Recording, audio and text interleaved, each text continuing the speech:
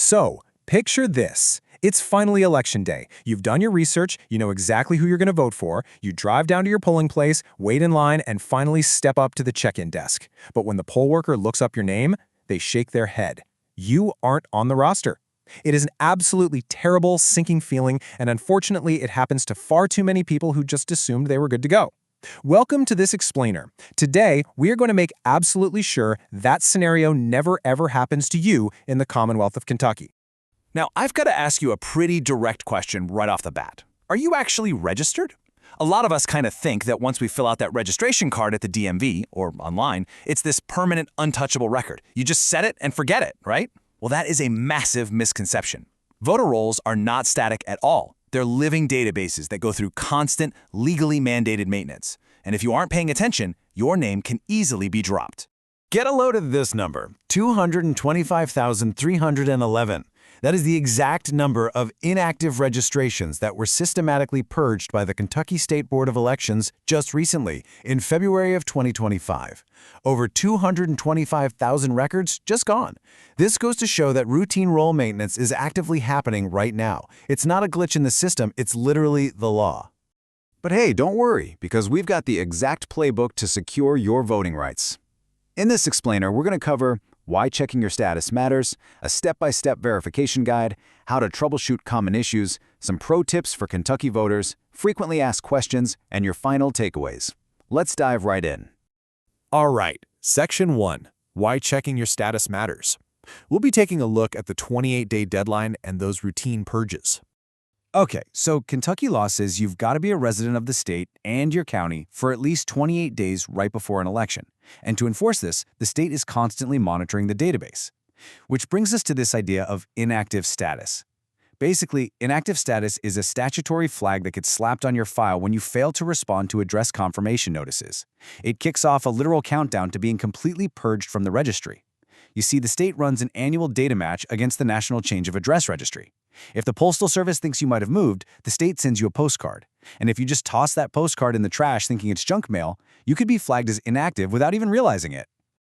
So how does this snowball into total disenfranchisement? Well, it starts on day 1 when that Postal Service data flags a potential move. By week 2, the state mails out a very specific address confirmation postcard, officially known as an 8D2 notice. If you ignore it, boom, you become inactive. Then, if you stay inactive and happen to miss voting in 2 consecutive federal general elections over the next 2 years, we hit year 3. At that point, your voter record is systematically purged from the database entirely. A simple, unanswered piece of mail can literally erase your registration. Crazy, right?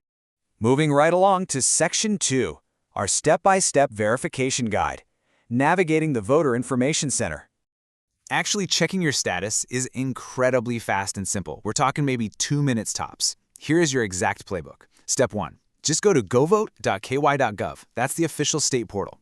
Once you're there, you'll need to pass a few privacy checks. Step 2, type in your first and last name.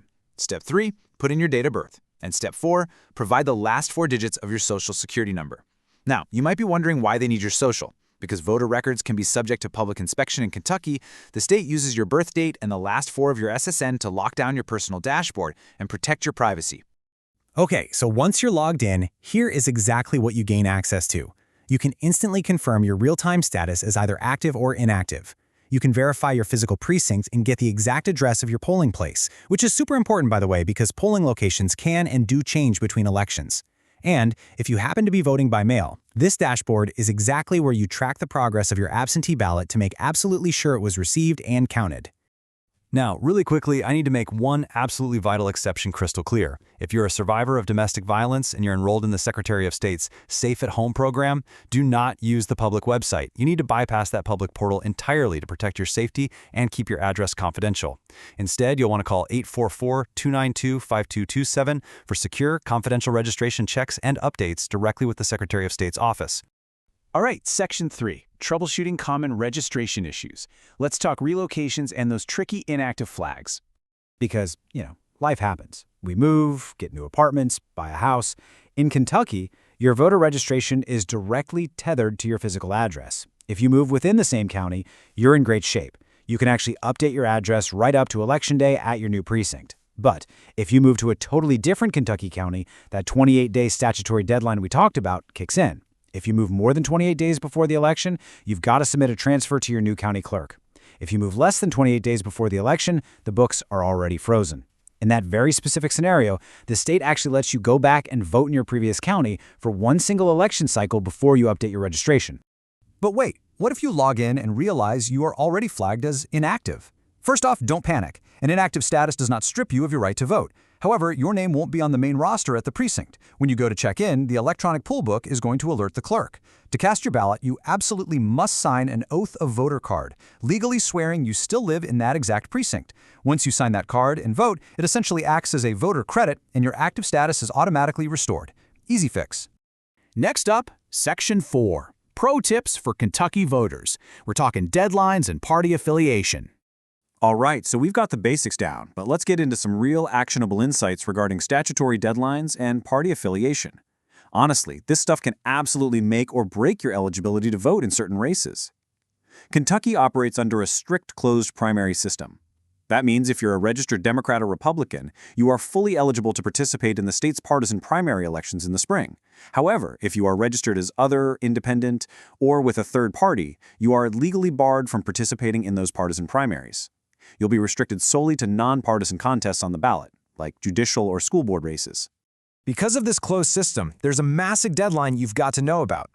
To vote in an upcoming spring primary for a new party, you must change your party affiliation by December 31st of the preceding year. Seriously, if you switch on January 1st, you are locked out of the primary. Another really cool tip: eligible 17-year-olds can actually register and vote in the spring primaries, as long as they will turn 18 by the general election in November. And finally, just burn this into your memory: registration books freeze exactly 28 days before any election. Which brings us to Section 5, Frequently Asked Voter Questions, covering IDs, felonies, and out-of-state moves. You know, there are a lot of structural barriers that make folks feel like they just can't participate. We see this exact question constantly. What if I don't have an ID? Or I have a prior felony conviction? A lot of people assume these are permanent, dead-end roadblocks to voting. But the state actually provides very clear avenues for resolution. So let's break down exactly what your options are. So first up, yes, Kentucky does require a photo ID to vote in person. But if you don't have one, free state ID cards are available at local driver's license offices. You can easily find the closest one at drive.ky.gov. Second, if you have a prior felony conviction, it is not necessarily a lifetime ban. In fact, nonviolent felony convictions actually receive automatic restoration of voting rights the moment the full sentence is completed. You can verify your civil rights restoration status right online at civilrightsrestoration.ky.gov. Finally, if you're moving entirely out of the state of Kentucky, you need to actively submit a removal form to your former county clerk so you can get a clean slate and register in your new home state. And finally, Section 6, Empowerment and Final Takeaways. Your voice, your vote. Look, checking your registration isn't just some administrative red tape. It is the absolute foundation of making your voice heard in your community. Before we wrap up, I do want to clearly state, this explainer provides general information only. For the most current and personalized advice, please refer to official state resources or contact the Kentucky State Board of Elections directly. Every single voter situation is completely unique, and your local county clerk is always your best resource for any complex issues.